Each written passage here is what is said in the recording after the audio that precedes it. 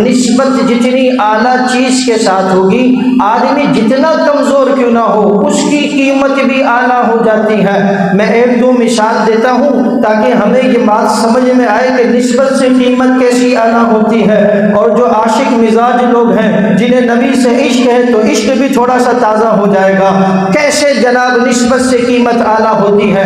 گرمی کا موسم ہو اور اگر لائٹ بھی نہ ہو، دوپہر کا وقت ہو اور پسینے سے جسم شرابور ہو رہا ہو، میرے جسم سے پسینہ آئے تو آپ کو بو محسوس ہوگی، آپ کے جسم سے پسینہ آئے مجھے بو محسوس ہوگی۔ پسینے والے کے قریب جانے میں گھن آتی ہے، کیوں؟ یہ پسینے کی نسبت میرے اور تیرے ساتھ ہے، اس لیے اس پسینے میں کچھ کمان نہیں رکھا۔ لیکن آنا وہ پسینہ بھی تو دیکھنا جو پسینہ مدینے کے اندر مدینے والے کے جسم سے نکلتا ہے۔ لوگ اس پسینے کو اپنی شیشیوں میں بھر رہے ہیں، کیوں بھر رہے ہیں؟ کہ محبوب تیرے پسینے میں جو خوشبو ہے وہ کسی دنیا کے عطر میں بھی نہیں ہے، کسی پھول میں بھی نہیں ہے، کسی چمیلی میں بھی نہیں ہے۔ آقا آپ کی جو خوشبو ہے اس کے کیا کہنے؟ پسینہ ہے، جسم سے نکل رہا ہے، لیکن نسبت محبوب کے ساتھ ہے، اس کی قیمت اعلیٰ ہوگی۔ اس کی قیمت کیا ہوگی؟ بولو بھائی، اعلیٰ ہو گئی۔ تھوڑا ایک دو مثال اور دو نسبت کی بات ہے۔ میرے سامنے تو عقیدت سے بیٹھتا ہے، احترام سے بیٹھتا ہے، میری عقیدت تیرے دل میں، احترام تیرے دل میں، لیکن اگر میں تجھ سے بات کروں اور بات کے دوران میرے منہ کا تھوک اگر نکلے تیرے چہرے پہ پڑے، تجھے ناگوار گزرے گا، تو اس کو اچھا نہیں سمجھے گا، تجھے یہ پتہ لگے کہ یہاں پر امام نے اپنا تھوک ڈالا ہے، تو بیٹھنا گوارا نہیں کرتا، تو اس کو پینا گوارا نہیں کرتا۔ آنا ایک تھوک وہ بھی تھا جس کی نسبت کی وجہ سے ہم اس کو لعاب دیتے ہیں، لعاب کہتے ہیں، وہ نسبت محبوب سے رکھتا تھا، وہ تھوک اور لعاب بھی قیمتی بنا۔ کتنا قیمتی بنا؟ فرمایا کنویں میں ڈالا، کنویں کا کھارا پانی بھی میٹھا ہو گیا۔ وہ لعاب ایسا قیمتی بنا، فرمایا حضرت علی کی آنکھوں میں دکھن آ گئی، وہ لعاب آنکھوں پہ لگا، آنکھوں کی دکھن دور ہو گئی۔ وہ لعاب ایسا قیمتی بنا، کانے نے جب صدیق کو ڈسا ہے، سانپ کا جب اثر صدیق پر پڑا ہے، محبوب کا لعاب جب لگا ہے تو جناب وہ سانپ کا اثر ختم ہو گیا۔ ہے کیا چیز تھی؟ لعاب ہی تو تھا، نہ لعاب نہیں تھا، نسبت نبی سے رکھتا تھا، اس لیے قیمتی بن گیا۔ توجہ کرنا، ایک دو مثال اور تجھے دیتا ہوں۔ جناب ایک برانڈیڈ کمپنی کا جوتا والا وہ تیرے کو آئے اور تیرے کو اپنے ساتھ لے جائے اور کہے کہ یہ پوری کمپنی کے اندر برانڈیڈ قسم کی جو جوتے ہیں، برانڈیڈ قسم کی چپلیں ہیں، بہترین قسم کا چمڑا، اعلیٰ قسم کی کوالٹی ہے، تیری سائز کے مطابق ہے، سارا تو لے لے، اور پھر برابر میں وہ کہے وہ دیکھ کونے کے اندر تجھے ایک چمڑا نظر آ رہا ہے، خستہ سا ہے، پرانا سا ہے، پہننے کے قابل بھی نہیں ہے، اگر چاہے تو وہ لے لے، تو تو پوچھے گا اتنی قسم کی چپلیں جوتے چھوڑ کر اس کی طرف نسبت کیوں کرنے لگے ہو؟ اس نے کہا یہ میری کمپنی کا مال ہے، وہ جو کونے میں رکھا وہ نقش نالین پاک ہے، وہ محبوب پیغمبر کے نالین ہیں، وہ محبوب پیغمبر کی جوتیاں ہیں۔ اب تو مجھے بتا، تو ہزاروں والے جوتے اٹھائے گا یا وہ معمولی قسم کا جوتا اٹھائے گا؟ کیوں؟ اس لیے کہ اس کی نسبت کس کے ساتھ ہے؟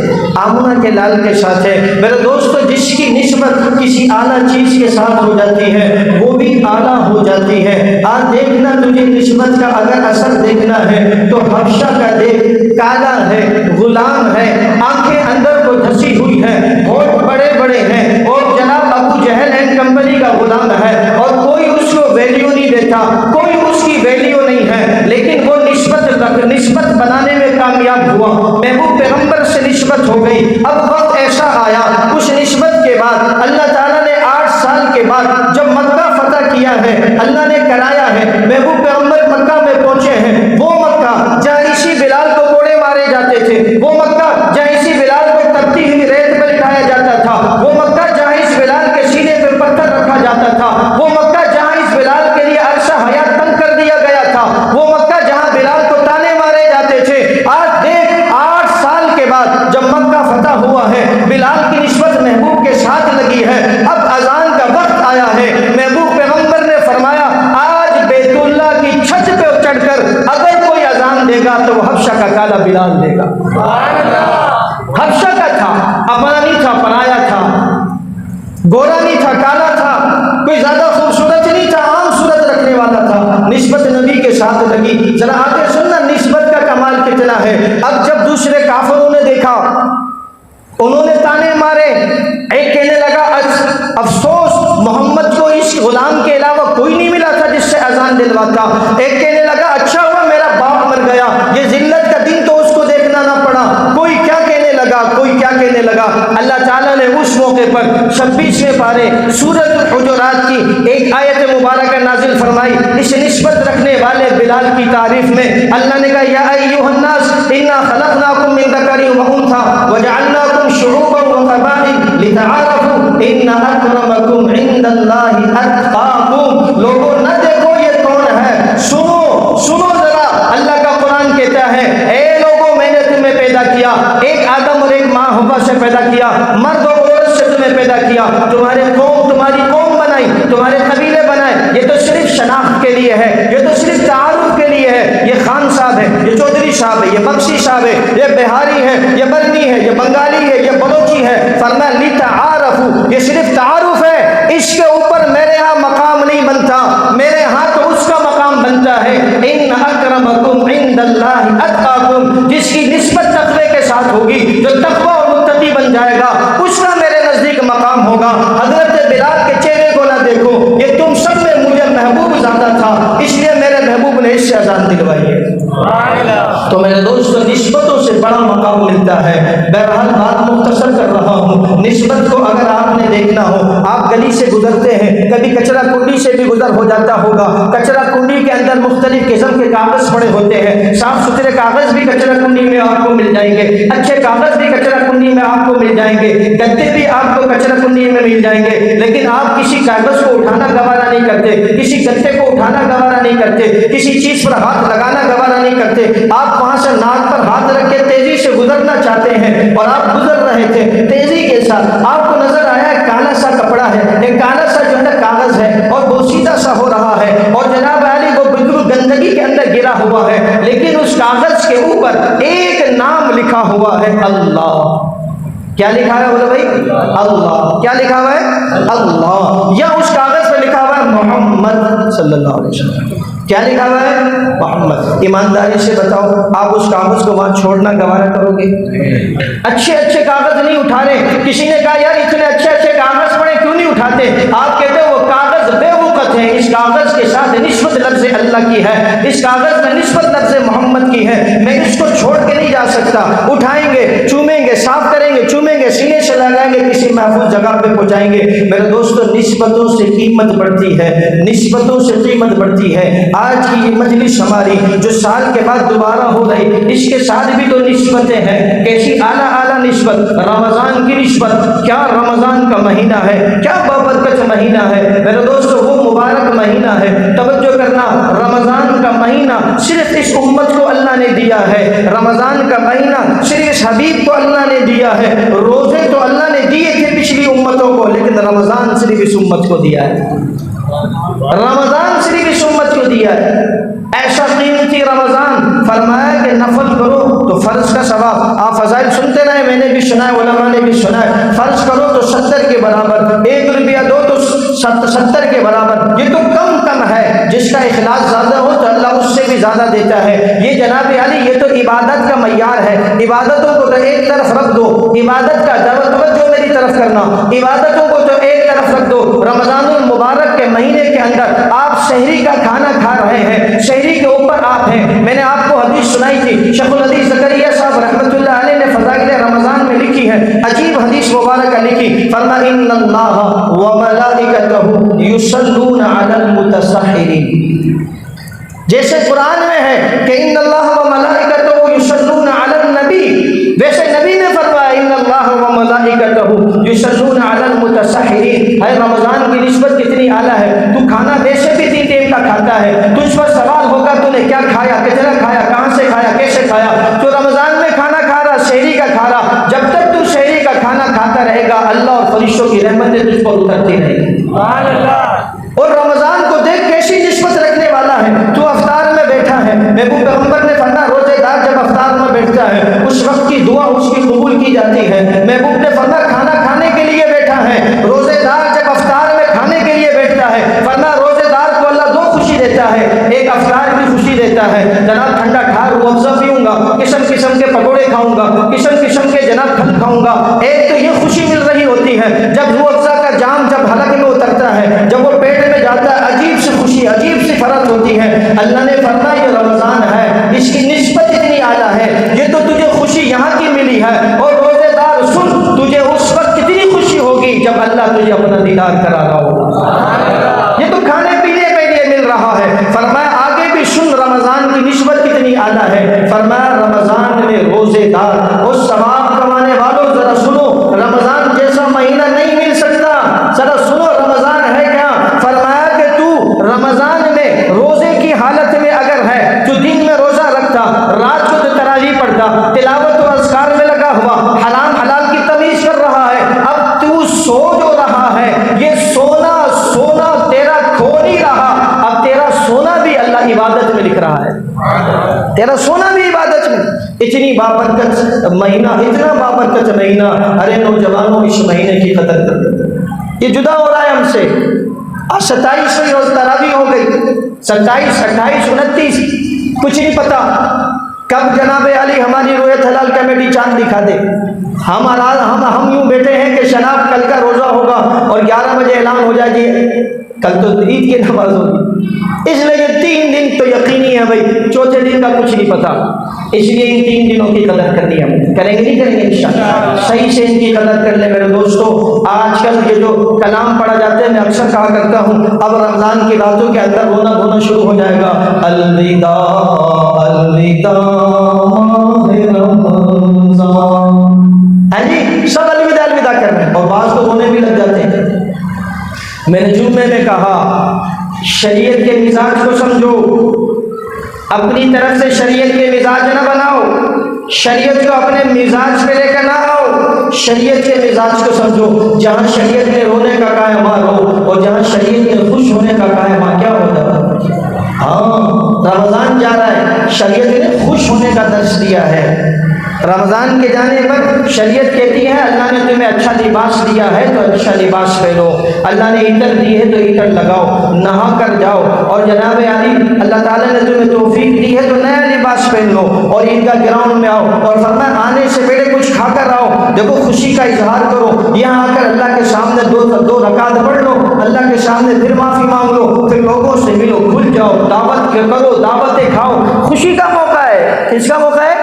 خوشی کا موقع، یہ رونے کا موقع نہیں ہے۔ میں ہر سال کہتا ہوں ہم جب رو رہے ہوتے ہیں نا رمضان جانے پر جناب الوداع الوداع، اس نعت پڑھنے والے یا اس آدمی کو کہو یہ ٹھیک ہے آپ کا رونا اللہ کو پسند آ گیا، اب پورے شوال میں بھی آپ 1 مہینے اور روزہ رکھیں،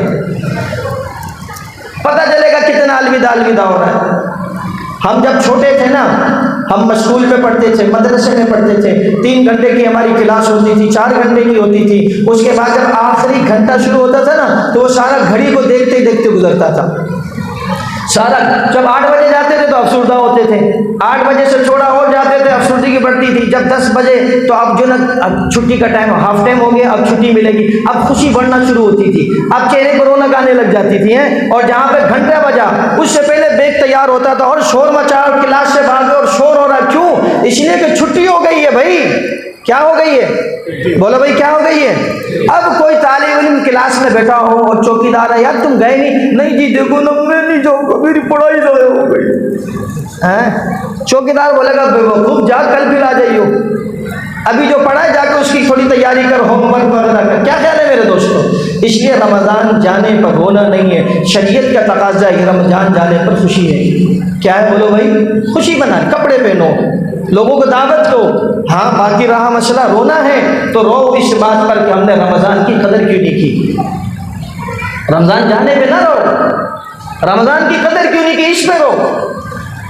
ہمارے حضرات کیسی رمضان کی قدر کرتے تھے۔ میں نے جمعے میں بتلائی یہ بات، بہت سارے احباب جمعے میں نہیں تھے اس لیے دوبارہ بتلا رہا ہوں کہ میں نے جمعے میں بتلایا۔ شیخ الحدیث زکریا صاحب رحمۃ اللہ علیہ، جانتے ہیں شیخ الحدیث زکریا صاحب رحمۃ اللہ علیہ؟ جو نہیں جانتا وہ ہاتھ اوپر کرے، ماشاءاللہ اتنے سارے لوگ نہیں جانتے۔ میں نے کہا جو نہیں جانتے وہ ہاتھ اوپر کرے۔ میں رمضان صاحب کے لیے آپ کو تیار کر رہا ہوں، بولتے اس طرح ہاتھ اٹھوا لیتے ہیں پھر ایسا نا شرمندگی ہو جائے، ذرا سوچ سمجھ کے ہاتھ اٹھاؤ۔ کون کون جانتا ہے شیخ الحدیث زکریا صاحب رحمۃ اللہ علیہ؟ سب جانتے ہیں۔ اللہ تعالیٰ نے ان کی کتاب فضائل اعمال کو بقبولیت عطا فرمائی ہے۔ ہمارے بڑے فرماتے ہیں قرآن کے بعد سب سے زیادہ پڑھی جانے والی کتاب فضائل اعمال ہے۔ چلو سبحان اللہ۔ اللہ پاک نے ایسی قبولیت شیخ الحدیث زکریا صاحب رحمۃ اللہ علیہ کو عطا فرمائی تھی، ساری زندگی حدیث سنانے لگے۔ اللہ تعالیٰ نے کہا تو نے ساری زندگی حدیث سنائی ہے، آجا تیرا جب انتقال ہو تجھے حدیث والے کے خاندان کی قبروں میں دفن کروں گا۔ جہاں حضرت حسن کی قبر ہے، جہاں حضرت فاطمہ کی قبر ہے، ہم گئے تھے، اللہ ہم سب کو بار بار مدینے کی مقبول حاضریاں نصیب فرما دے۔ جہاں اہل بیت کی قبر ہے، ان کی قبروں کے اس طرف پائنتی کی طرف حضرت شیخ الحدیث زکریا صاحب رحمۃ اللہ علیہ کی قبر۔ تو شیخ الحدیث زکریا ایسے وہاں نہیں پہنچ گئے۔ شیخ الحدیث زکریا صاحب رحمہ اللہ کا رمضان کیسا ہوتا تھا؟ فرمایا کہ یکم رمضان کو اگر کوئی شخص ان کی مسجد میں اعتکاف کی نیت سے آئے تو اس کو جگہ نہیں ملتی تھی، جناب ہاؤس فل ہو چکا ہے۔ ہاؤس کیا ہو چکا ہے؟ یعنی پورے مہینے کا اعتکاف ہوتا تھا ان کی مسجد میں۔ میرا اورنگی ٹاؤن کی کافی مسجدوں میں جانا ہوا، روزانہ کہیں نہ کہیں جانا ہوا، مجھے ایک مسجد ایسی ملی ہے، دل ایسا باغ باغ ہوا کہ اس ایک مسجد میں ایک نوجوان پورے ایک مہینے کے اعتکاف کے لیے بیٹھا تھا۔ ایک نوجوان پورے ایک مہینے کے اعتکاف، نعمان اس کا نام ہے، اور مسجد ذو النورین ہے، خلیل مارکیٹ سے تھوڑا سا آگے وہ مسجد ہے۔ اللہ کرے کہ اللہ ہماری مسجد کو بھی ایسے آباد کر دے، اللہ ہر مسجد کو ایسے آباد کر۔ نبی کریم صلی اللہ علیہ وسلم نے 10 دن کا اعتکاف بھی کیا، 20 دن کا اعتکاف بھی کیا، ایک مہینے کا اعتکاف بھی کیا۔ نفل تو 20 دن تو نفل ہے، ایک جو اعتکاف ہے یہ 10 دن کا، یہ سنت موقعہ ہے۔ تو بہرحال شیخ الحدیث زکریا رحمۃ اللہ علیہ کا رمضان، ایک مہمان ان سے ملنے کے لیے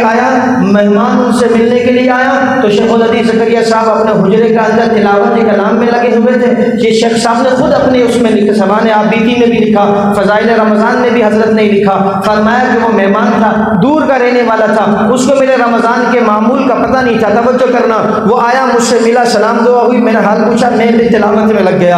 اب وہ بیٹھا ہوا ہے کہ اب یہ ختم کر کے مجھ سے جو نہ ملیں گے، اب ختم کر کے ملیں گے۔ کہتے ہیں کہ میں نے ایک رکوع سے دوسرا، دوسرے سے تیسرا، تیسرے سے چوتھا، پھر ایک پارے سے دوسرا پارا، دوسرے سے تیسرا پارا، نماز کا وقت ہو گیا، میں نماز کے لیے آیا، وہ بھی ساتھ ساتھ آیا، نماز پڑھی، وہ بھی پیچھے پیچھے حجرے میں آ گیا، پھر میں قرآن کھول کے بیٹھ گیا، وہ سوچ رہا شاید ہم بات کریں گے، شاید ہم بات کریں گے، پھر جناب تلاوت میں لگ گیا، پھر دوسری نماز کا وقت ہو گیا، 2-3 نمازوں کے وقت نہ حضرت صرف تلاوت میں، نماز میں، تلاوت میں، نماز میں۔ تو اس نے جب وہ ناراض ہو گیا اور جاننے لگا، اس نے کہا کہ رمضان تو ہمارے بھی آوے ہیں، لیکن ایسا بخار بن کے نہ آوے ہے۔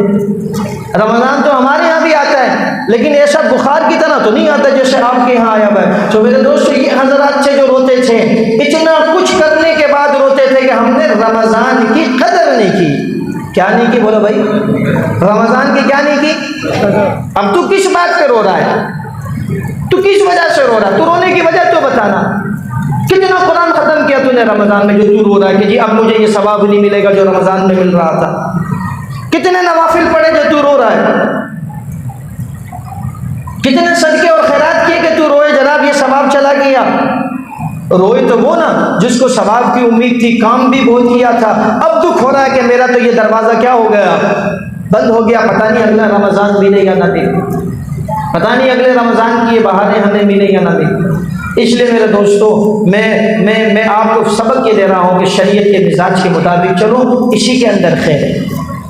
اور شریعت کا مزاج کیا ہے؟ نیکی نہ کرنے پہ روتے تھے صحابہ، دینوں کے آنے یا جانے پہ صحابہ نہیں روتے تھے، نیکی نہ کرنے پہ روتے تھے۔ اس لیے اللہ تعالیٰ کو منائیں گے، نہیں منائیں گے باقی دنوں میں انشاءاللہ؟ کون کون منائے گا انشاءاللہ؟ سب منائیں گے انشاءاللہ۔ ہاں منانے کی فکر کریں۔ یہ رمضان بابرکت نسبتوں کے اوپر بات ہو رہی تھی، دوسری بابرکت چیز قرآن کے ساتھ نسبت، قرآن کے ساتھ نسبت۔ میرے دوستو یاد رکھیے گا، جیسے رمضان اللہ نے کسی کو نہیں دیا، میں نے کیا کہا تھا آپ کو؟ توجہ ہے آپ سب کی؟ میں نے کیا کہا تھا آپ کو؟ روزے تو ملے تھے لیکن رمضان، روزے ملے تھے رمضان نہیں ملا، یاد رکھ لیں، بہت فرق ہے روزے اور رمضان میں۔ اسی طریقے سے یاد رکھ لو، پچھلی امتوں کو اللہ پاک نے کتابیں تو دی تھی لیکن قرآن نہیں ملا تھا۔ کتابیں تو ملی تھی، کیا نہیں ملا تھا؟ کتابیں ملی تھی، قرآن نہیں ملا تھا۔ قرآن جیسا کلام، بلکہ نبی پاک صلی اللہ علیہ وسلم نے فرمایا تبارک بالقرآن فإنہ کلام اللہ وخرج من، فرمایا کہ لوگوں کلام اللہ سے برکت حاصل کرو، اللہ کے کلام سے برکت حاصل کرو. کلام اللہ تبارک بالقرآن فإنہ کلام اللہ، فرمایا قرآن سے برکت حاصل کرو، یہ اللہ کا کلام ہے. بہت پرانی بات ہو گئی، آج سے 8 سال پرانی بات ہے. حضرت مولانا طارق جمیل صاحب دامت برکاتہ العالیہ نے اس مسئلے کو منبر پہ بیان کیا، کسی جگہ پروگرام میں بیان کیا، اور مسئلہ یہ بتلایا کہ یہ جو قرآن ہے نا، یہ اللہ کا کلام بھی ہے، اللہ کی کتاب بھی ہے. قرآن اللہ کی کتاب بھی ہے اور قرآن اللہ کا کلام بھی ہے. سمجھیے گا اس بات کو. حضرت سمجھانے لگے کہ قرآن اللہ کی کتاب بھی ہے، اللہ کا کلام بھی ہے، جبکہ اس سے پیچھے جتنی بھی نبیوں پہ قرآن کتابیں اتری ہیں وہ ساری کی ساری صرف کتابیں تھیں، اللہ کا کلام نہیں تھا. میرا جملہ سمجھ میں آیا؟ قرآن کتاب بھی ہے اور قرآن اللہ کا، اور باقی جتنی بھی کتابیں ہیں وہ اللہ کی کتابیں ہیں، اللہ کا کلام. کیا مطلب اس کا؟ حضرت نے یہ بیان کر دیا. اب یہاں سے بہت سارے لوگ کھڑے ہو گئے، سب نے کہا ہو طارق جمیل تو یہ کافر ہو گیا، اس نے پچھلی کتابوں کی توہین کر دی، پچھلی کتابوں کا اللہ کا کلام ماننے سے انکار کر دیا. اب میں نے پہلے بھی کہا تھا پڑھے لکھے ہوں، کسی عالم کے پاس بیٹھے تو مسئلہ سمجھ میں آئے نا.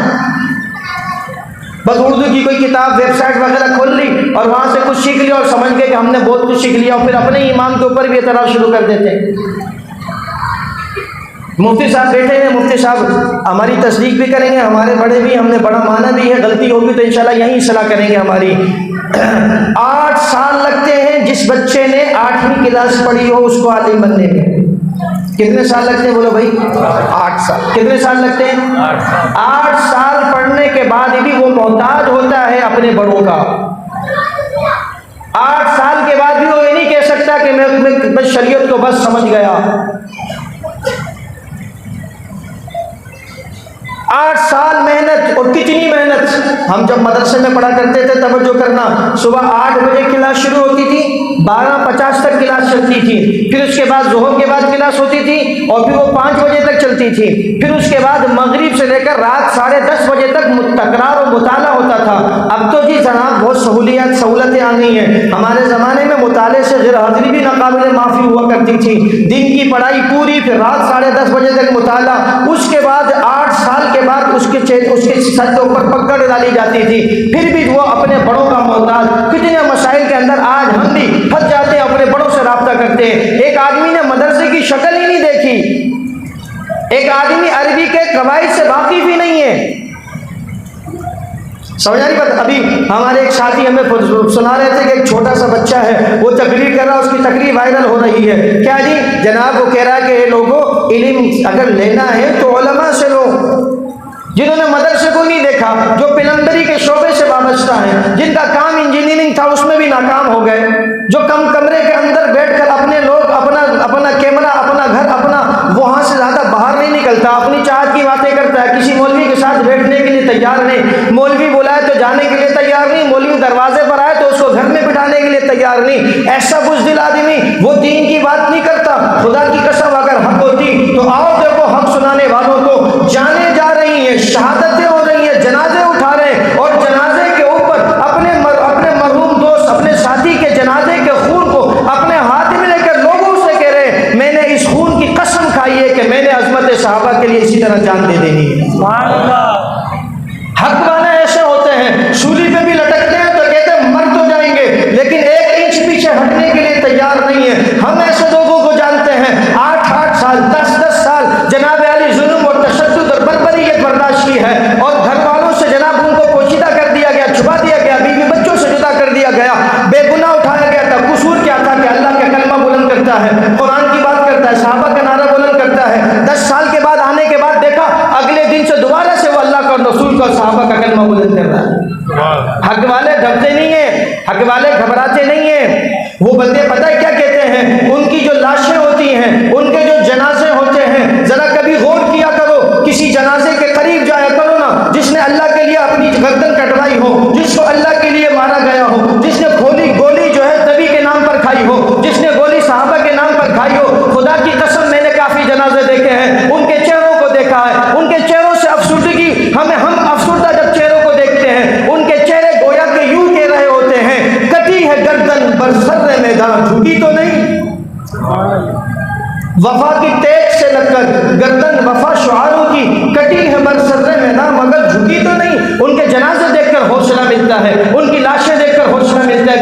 جس نے کہ حق کے لیے جان دی تھی، تو کیسا حق والا ہے؟ حق تو آنا میدان میں، بنا جامع مسجد، بیان کر جامع مسجد میں اعلان۔ اس لیے میرے دوستو، حق سمجھنا ہے تو علماء سے سمجھنا ہو۔ بولو کس سے سمجھنا ہوگا؟ علماء سے۔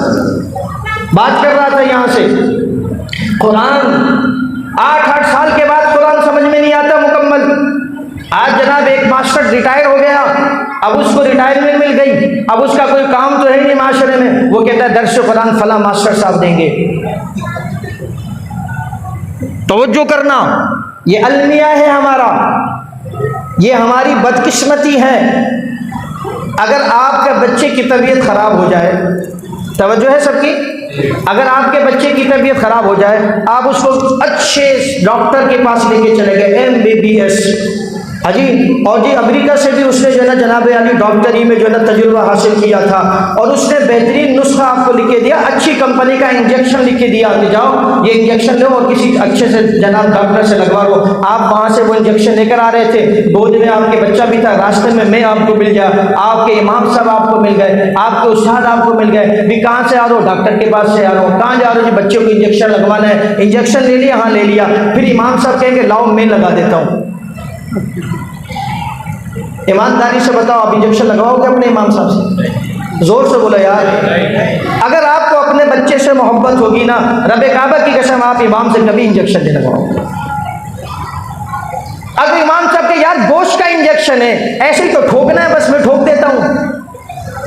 میرے بھی بچے ہیں، کئی مرتبہ میں نے دیکھا وہ ایسے نکالتے ہیں، ایسے توڑتے ہیں ٹھاک کر کے، پھر اس میں انجیکشن ڈال کے یوں کھینچتے ہیں اور پھر ایسے کر کے گوشت میں لگا کے دبا دیتے ہیں۔ بس یہی تو کرنا ہے، دبواؤ گے؟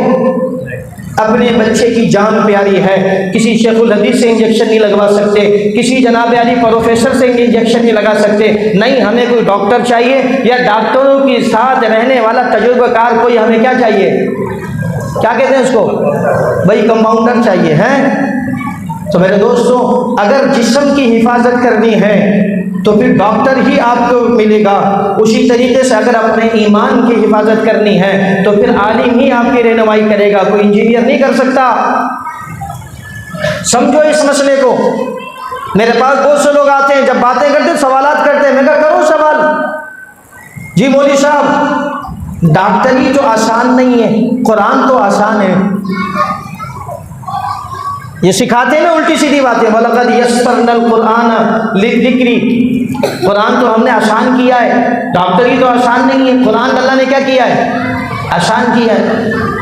تو میں نے کہا قرآن آسان تو کیا ہے، لیکن اس میں تو کافی تفصیل ہے۔ اللہ نے اسی آیت میں آگے کیا؟ لِلذِّكْرِ، ہر ایک کے لیے تھوڑی کیا ہے، اللہ نے خود کہہ دیا یہ ذکر والوں کے لیے، خاص لوگوں کے لیے۔ اب ذکر کے کیا تعریف ہے یہاں پر، یہ علماء بتائیں گے آپ کو۔ قرآن آسان ہے ذکر والوں کے لیے، فَاسْأَلُوا أَهْلَ الذِّكْرِ، توجہ کرنا، اللہ نے قرآن میں کہا فَاسْأَلُوا أَهْلَ الذِّكْرِ، سوال کرو ذکر والوں سے۔ کیا مراد ہے اس ذکر سے؟ إِنَّا نَحْنُ نَزَّلْنَا الذِّكْرَ، ہم نے ذکر کو نازل کیا آسمان سے۔ کیا مراد ہے اس سے؟ اللہ کا اس کی ایک تفسیر کیا ہے؟ ہم نے قرآن کو آسان کیا ہے علماء کے لیے، ذکر کے لیے، ذکر والوں کے لیے، ذکر کے لیے۔ بعض علماء فرماتے ہیں لِلذِّكْرِ، لِأَهْلِ الذِّكْرِ ہے۔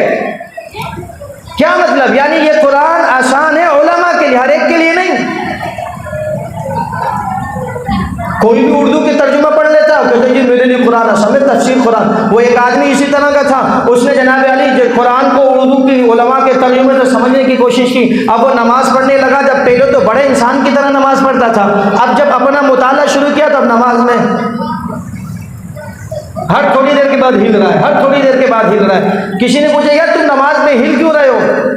اچھا پھر نماز اب جماعت سے پڑھنا چھوڑ دی، نماز جماعت سے پڑھنا، بولے توجہ ہے آپ کی بھائی، نماز جماعت سے پڑھنا چھوڑ دی، اب آتا ہے جماعت کے بعد اکیلے میں تنہا جا کے نماز پڑھتا ہے، ہل کے نماز پڑھتا ہے۔ تو کسی نے اس سے پوچھا بھائی تم یہ اکیلے نماز پڑھتے ہو اور یہ ہل کے نماز پڑھتے ہو، یہ کب سے تبدیلی آ گئی؟ پہلے تو اچھے خاصے انسانوں کی طرح جماعت کے ساتھ اور آگے ہو کر احترام سے نماز پڑھتے تھے۔ کہنے لگا میں نے اب مولیوں کی باتوں میں آنا چھوڑ دیا، اب میں نے خود مطالعہ شروع کیا ہے، میں نے قرآن کا مطالعہ کیا تو مجھے کہیں نہیں ملا کہ نماز پڑھو جماعت کے ساتھ، مجھے تو ملا ان الصلاۃ تنہا، نماز کو تنہا پڑھو۔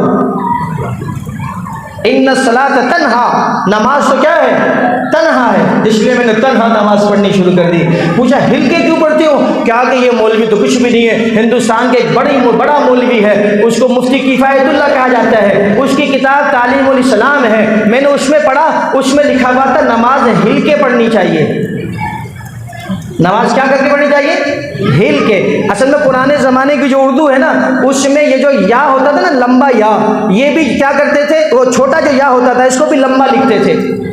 فضائل اعمال پرانی آپ اٹھائیں، شیخ الحدیث زکریا صاحب رحمۃ اللہ علیہ، جو ہے والی یا ہے نا، ہے والی یہ یوں لمبی، اسی طرح کی والی یہ بھی لمبی لکھی جاتی تھی پرانی کتابوں میں، تو وہ ہے کیا؟ بڑی یا۔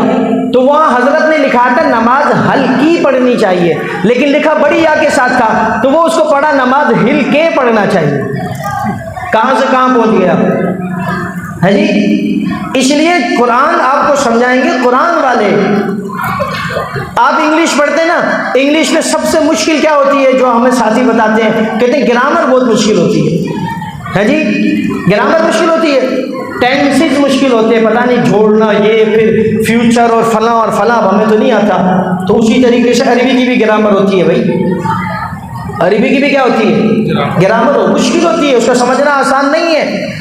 اس لیے میرے دوستو، قرآن یہ بابرکت ہے، اور لیکن قرآن سمجھنا ہے تو کس سے سمجھنا ہے؟ زور سے بولے، کس سے سمجھنا ہے؟ قرآن والوں سے۔ تو بات چل رہا تھا طارق جمیل صاحب کے اوپر فتویٰ لگایا انہوں نے، یاد ہے سب کو؟ کیا فتویٰ لگایا کہ انہوں نے پچھلی کتابوں کی کیا کر دی؟ توہین کر دی۔ حالانکہ کوئی توہین نہیں ہے، بات کو سمجھو، ایک ہے اللہ کی کتاب ہونا، ایک ہے اس کتاب کا اللہ تعالیٰ کی تلاوت کرنا، ایک ہے کسی چیز کا اللہ کی طرف سے آنا، ایک ہے اس چیز کا اللہ کا خود پڑھنا۔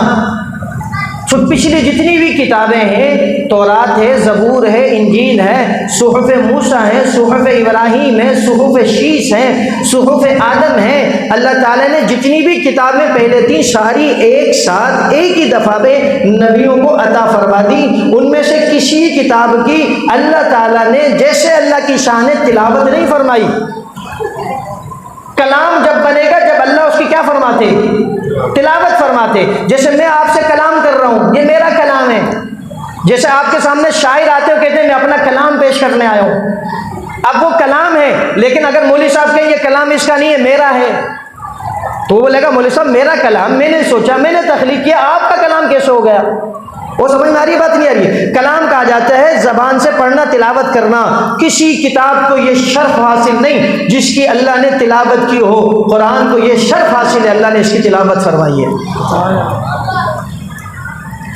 فرمایا کہ یہ کائنات بنانے سے پہلے، جب فرشتوں کو اللہ نے بنایا تھا، یہ دنیا کا نظام بنانے سے پہلے، علماء سے سنا 2000 سال پہلے اللہ تعالیٰ نے فرشتوں کے سامنے قرآن مجید کی سورہ رحمان کی تلاوت کی تھی، یا کسی حصے کی تلاوت کی تھی، اور اس وقت فرشتوں نے کہا تھا کتنے بابرکت ہوں گے وہ سینے جو اس کلام کو محفوظ کریں گے، اور کتنی بابرکت ہوں گی وہ زبانیں جو اس کلام کی تلاوت کریں گی۔